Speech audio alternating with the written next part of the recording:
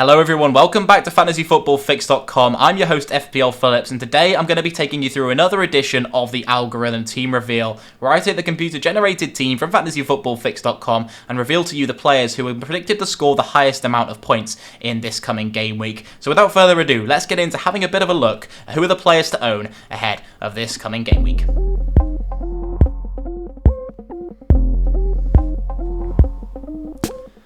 So here we go then, a 5-4-1 formation this week for the Algorithm, and kicking it off in goal is going to be Sanchez of Brighton, who have looked like a very good defence throughout last season, and equally so, they were pretty decent in game week 1 as well. And I know a lot of people have benched Sanchez last week in favour of Danny Ward and are now playing Sanchez for this home fixture against Newcastle, so you'll be very pleased to see, if you do own him, that he's making an appearance and the computer fancies him to get a clean sheet this week, which is very nice to see. Not much more to say about Brighton really. They look good, they've got some good fixtures, and I'm hopeful for people who do own the Brighton defenders that you'll be able to pick up a couple of clean sheets throughout the next couple of game weeks. But in defence then, we're not seeing just one 4.5 defender, we're seeing three 4.5 million defenders in this backline, which is something I didn't think I'd be saying at the start of the season, given how many people were in favour of going big at the back. But there are still two premium defenders in this draft, but perhaps not the two that you might expect. Cancelo's the more obvious one with that home fixture against Bournemouth, very in favour of a high points return for Cancelo in that game. He's playing in that inverted role, coming off the left, which he seems to get the most points from doing, so very hopeful of a big return for the Portugueseman. I'm sure a lot of his people who own him, which is a lot of people, are hoping for the same.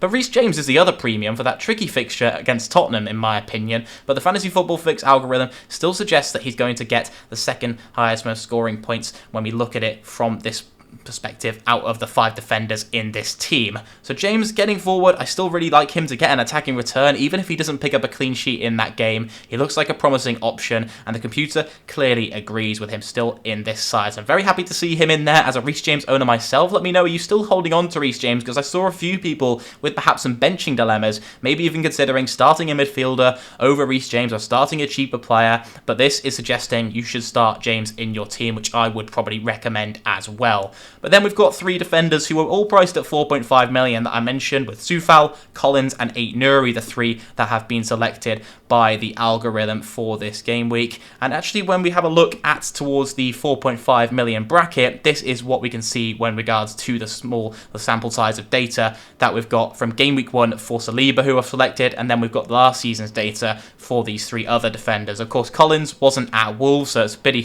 hard to compare across different teams, but when we look at this, Ait-Nouri seems the standout option of the bunch to go for, and that's why I've got Saliba in that kind of white box, but I would go for him at the 4.5 option right now. I really like him as a pick. There's a little bit of a dilemma surrounding when Tomiyasu comes back in. Will Ben White and Gabriel start over Saliba? But I think he looked that good in game week 1. He was almost undroppable. He looks crucial in that Arsenal defence, and I'm hoping Arteta sees the same way for people who are thinking about owning him, the centre-back. The Ait-Nouri would be my standout pick of the Wolves defenders. I also like the look of Johnny, and Wolves really have some nice fixtures heading into the next couple of game weeks. You can see there in the defensive upcoming fixtures from yesterday, Fulham, Newcastle and Bournemouth in the next 4 game weeks, which is very nice to see. So if you can bench one of those defenders for that Tottenham game in game week 3, then perhaps they could be a very interesting asset to own, and definitely a differential right now in the FPL community. So that is who I'd go for out of those guys. Soufal could become a good option, given that West Ham's fixtures are now much improved after that Manchester City game that they had in game week 1, and I think are going quite underlooked at the moment, given how strongly they finished last season. And one asset in particular who's appearing in the midfield this week equally is going very underlooked in my view, and that is Jarrod Bowen in midfield, who makes his first appearance for the Algorithm 11 this season for that away game at Nottingham Forest, who really did look like they were struggling away at Newcastle in game week 1. So Jarrod Bowen looks like a top pick. I think the issue with Jarrod Bowen for a lot of managers is the price point. People want to hold on to their 8 million midfielders right now. They can't quite stretch to the 8.5, a lot of them as well. If you own someone, you've got to have money in the bank to move from an 8 mil midfielder.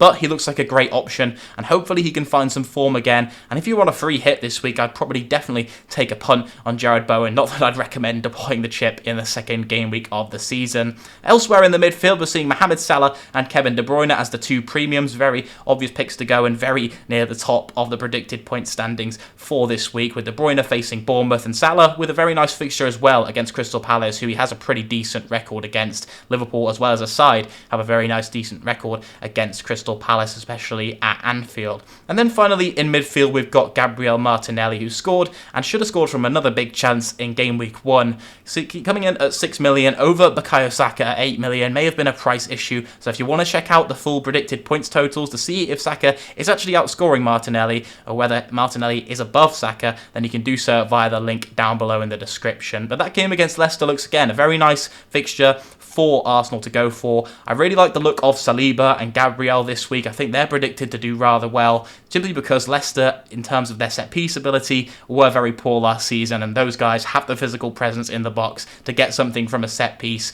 and they won rather well in game week 1, didn't we see, against Crystal Palace, Arsenal, with that set-piece. So let's hope they can do the same again for those of us who own someone who could be likely to get something from a set-piece for Arsenal. And then finally up front, I'm sure you predicted who it is, but of course it is big man Erling Haaland, off the back of a brace against West Ham in game week 1, and he's taking the captain's armband for this week against the algorithm with an expected goal involvement last game week of 2.0, and it just seems impossible to ignore the Norwegian, and we have to have him in our sides pretty much. I think the only instance is where perhaps if there's a bit of dilemma, if you've got Kane and you need to take a hit that perhaps doesn't improve your side with the other transfer, then I'd be a little bit cagey about doing it, but I'd even be prepared to take a -4 if the other transfer that you're doing is something that does improve your side. So that's my analysis with regards to Haaland and Kane at the moment, for those of you who did start with the Englishman. And then finally on the bench, what we can see is Reed, Sturridge and Archer. So nothing really of any significance down there on the bench. Obviously a lot of people own Ward, but other than that, we're hoping for the algorithm's sake that there's not going to be anyone in this starting 11 who doesn't start. But what I did want to have a look at with regards to Jarrod Bowen was a little bit of a comparison with regards to someone else at that price bracket, or around that price, who is Luis Diaz at 8 million compared to Bowen's 8.5, but Bowen's the only 8.5 million midfielder, so there's no one to compare him to at his exact price. And when we look at the predicted points for this week, Jarrod Bowen does come out on top of Luis Diaz with 5.6 compared to Diaz's flat 5.0. And the ownership does go in favour of Jarrod Bowen if you're looking for a differential, but overall 1 in 5 managers own Luis Diaz right now. And to be honest, the only way I'd see Luis Diaz leaving any sides in the near future is if he's being downgraded to upgrade to Darwin Núñez, so I don't see this really as a potential transfer. The fixture difficulty for Luis Diaz isn't even difficult as well, which is why I would hold on to him for sure. But Jarrod Bowen looks like a great option to go for if we're going off game week 1 data, with Nottingham Forest's expected goals conceded of 1.94 being one of the highest out of game week 1. In terms of expected FPL points from 21-22, when Luis Diaz joined the league, so the second half of the season, we can see they were actually identical for expected FPL points, and this is taken from the Opta-stats over at fantasyfootballfix.com. If you want to check it out, of course the link is always down below in the description. But the data for expected goals and expected assists was slightly higher for Luis Diaz, so the Colombian scoring higher there, which makes me think that perhaps the bonus points were going in favour of Jarrod Bowen, and maybe even a little bit of expected clean sheet data involved there perhaps. But in terms of the expected goals per team, we can see Liverpool more likely to score a lot of more goals than West Ham have been, and that's really going to be the thing that's determining whether we go for Luis Diaz over Jarrod Bowen, is how prolific are they looking as a team. If West Ham don't score many goals, then Jarrod Bowen is going to have a limit set really on what his points total is, as he is really the talisman of that West Ham side. But that's going to wrap up Eddie versus the algorithm for this week, or algorithm team reveal that may well become again Eddie versus the algorithm. Let me know down below if you want to see that format return. How are you surprised by some of the picks in this team? Because I certainly am. Who would you go with differently? And equally, let me know any dilemmas you're having in your own teams at the moment. I'll be sure to reply to them, as I do read every single comment on these videos. So thank you very much for tuning in, everyone. I wish you the best of luck for game week 2, and I'll see you very soon. Goodbye.